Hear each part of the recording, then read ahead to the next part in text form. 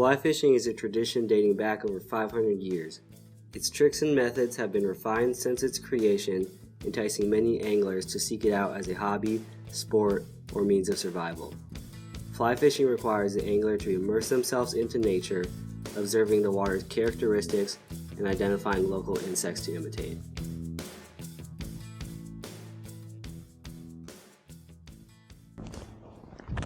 Alright, we're here today at the Corvallis at the E.E. Wilson Pond.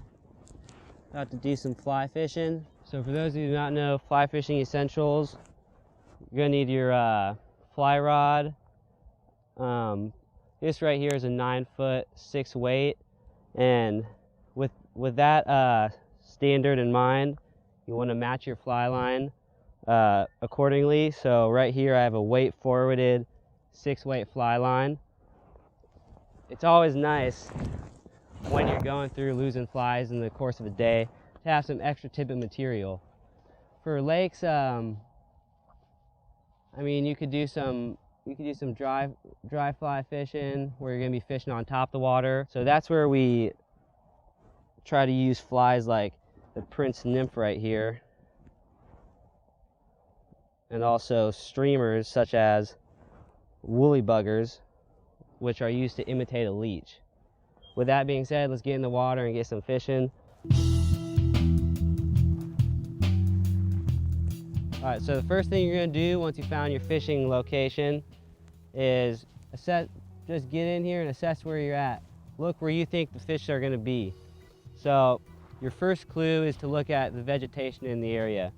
What fish often like to do is sit in protected areas where they can be able to look out and see open water, where they can see insects emerging or landing on the surface. So the first thing to keep in mind before you cast is that you don't want your elbow to be moving around. You want to keep this thing very comfortable, keep it right next to your side. Just imagine that the fly rod itself is the hand on a clock. So we only want this fly rod to be within the 3 o'clock and the noon, 12 o'clock. Keeping the fly in the air, we don't want to hit, but as it's coming back, each time it's going all the way back, it's pulling a little bit on my rod. So we've got some good placement. Now we're going to pull back.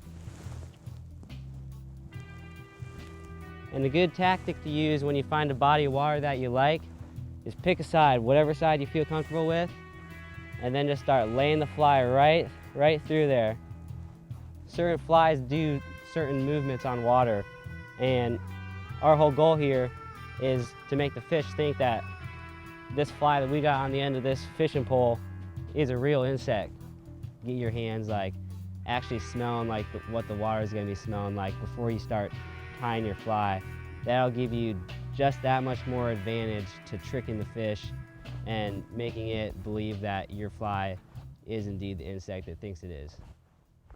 The important thing to remember when learning to fly fish is that it takes practice. Do not be discouraged if fish aren't biting. After all, that's why it's called fishing and not catching. Use the experience as an opportunity to perfect your casting techniques, as this will increase your odds greatly. Now get out there and catch some fish.